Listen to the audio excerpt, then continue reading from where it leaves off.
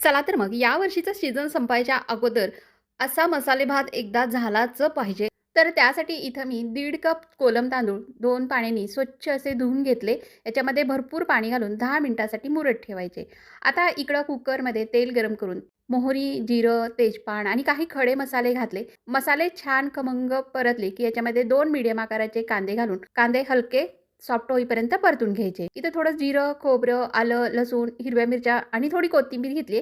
याचं एक वाटण तयार करायचं. हे तयार वाटण कांद्यावर घालायचं. थोडा वेळ मिक्स करून घ्यायचं. आता इथं एक टोमॅटो बारीक चिरून घेतलेला आहे, तो घातला. 1 वाटी पावटा, 1 वाटी सोललेले ओले हरभरे, थोडेसे शेंगदाणे घातले. चांगलं मिक्स करून घेतलं. आता कोरड्या मसाल्यांमध्ये इथं हळद, धने पावडर, जिरा पावडर, गरम मसाला, थोडासा घाटी मसाला म्हणजे चटणी घातली. चवीपुरतं मीठ घालायचं. धुतलेले तांदूळ घालायचे आणि हे सर्व चांगलं एकजीव करून घ्यायचं. वरून तांदळाच्या दुप्पट गरम पाणी घालायचं. कुकरला झाकण बंद करून फक्त 2 शिट्ट्या लावून घ्या.